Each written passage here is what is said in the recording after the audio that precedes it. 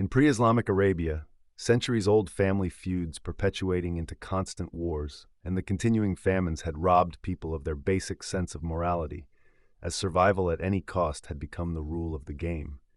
The result of which was, the inhabitants of Arabia had lost any regard for each other's life, property, honor, or liberty.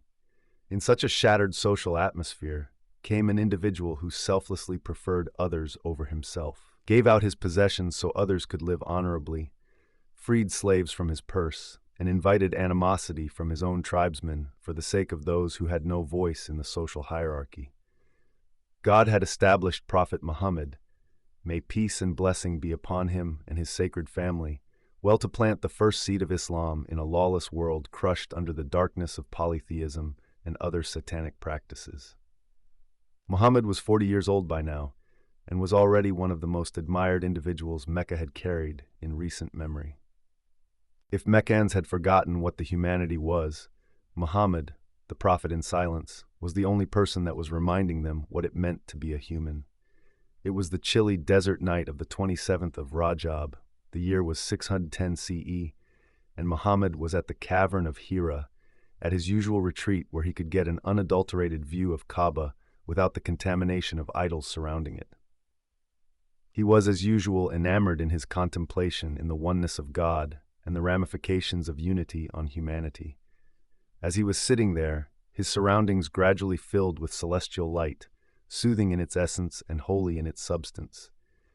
As he stood up and composed himself, a dignified human figure appeared in front of him, offered salutations to him in the most respected manners, and introduced himself as the angelic messenger of God, named Gabriel. Muhammad, as if expecting such meeting, asked the reason for his appearance, on which he relayed, in the most assuring of voice, the first communication of God to the Holy Prophet, the communication which became the first revealed verses of the Holy Quran.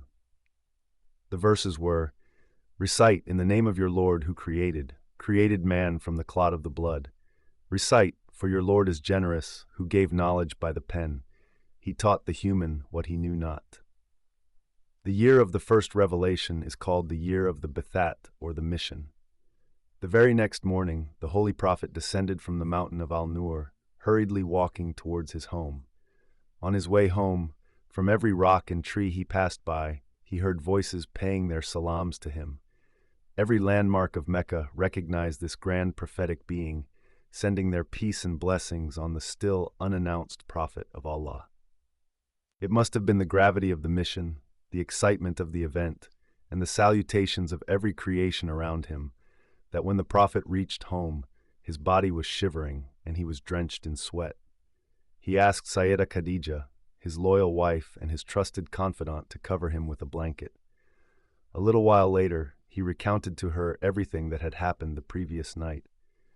Sayyida Khadija herself, a saintly woman, already believer of one God in her intellect, recalled the prediction of her relative, who had informed her that she would marry a prophet.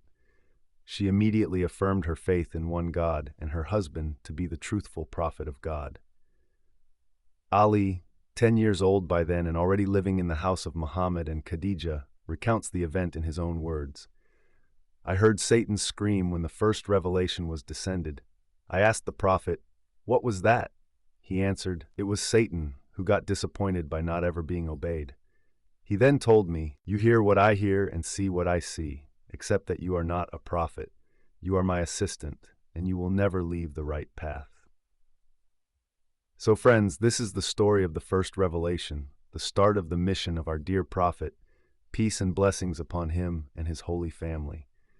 Although all of the images used here are fictitious, we still wanted to use the human images to make this beautiful story relatable. Please subscribe our channel to see more of these stories from the lives of our prophet and his holy Ahlul Bayt.